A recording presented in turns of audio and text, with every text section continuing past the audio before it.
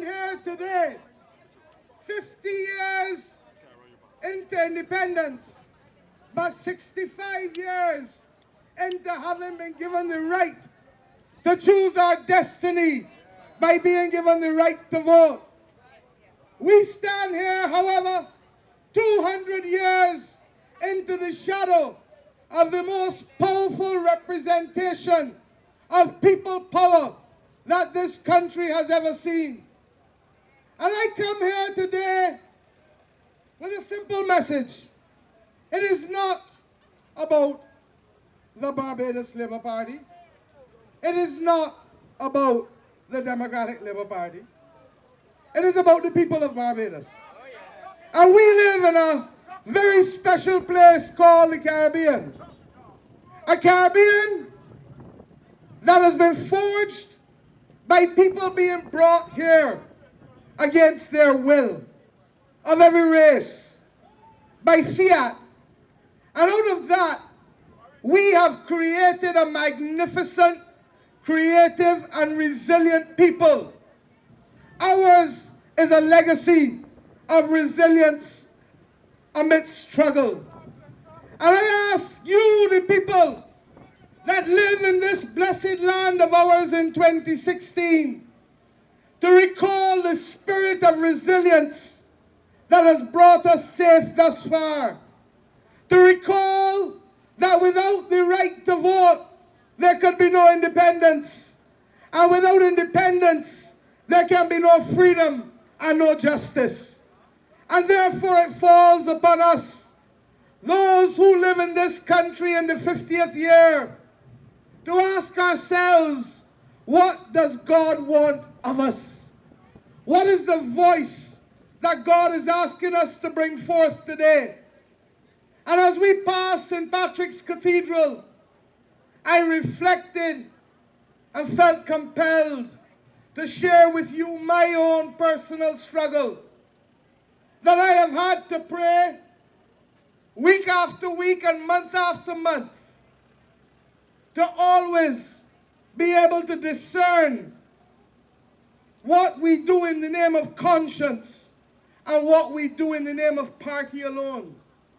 Because what we must pray to do must be to do that which is necessary according to our conscience. And as long as we are human, we must pray to God for that discernment.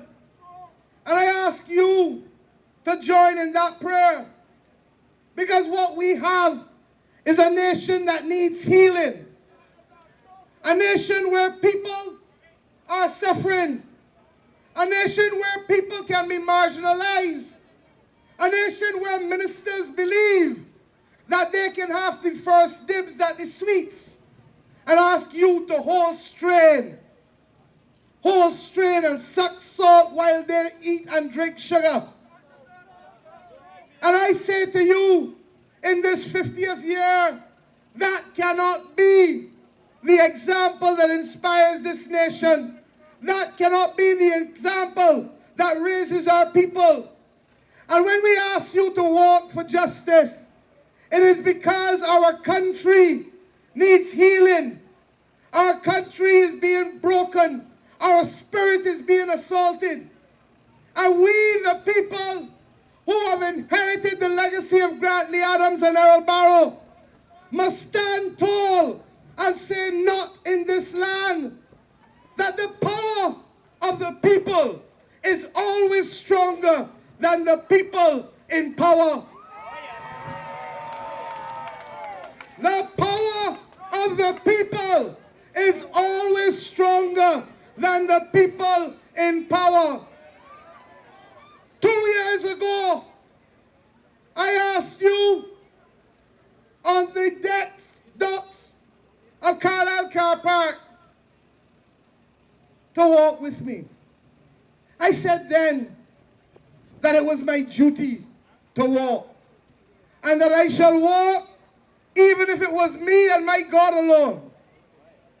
And you, the people, responded, because there was a wicked and iniquitous government seeking to impose a taxation on the people that was wrong, disproportionate, and unconscionable. And we walked, and they made mock sport and fun at us. But at the end of the day, even when they wouldn't take our letter in government headquarters, they repealed the tax. It showed us that the power of the people is stronger than the people in power. Last year, I spoke in our parliament and I warned you of the iniquitous and wicked act of the signing of contracts in our name, which to this day have not been produced for the people. But after 1 year of the voices of the people of Barbados, we now hear that that contract is dead, even if we have to pay millions of dollars for it to be dead. I say to you today that the power of the people is stronger than the people in power.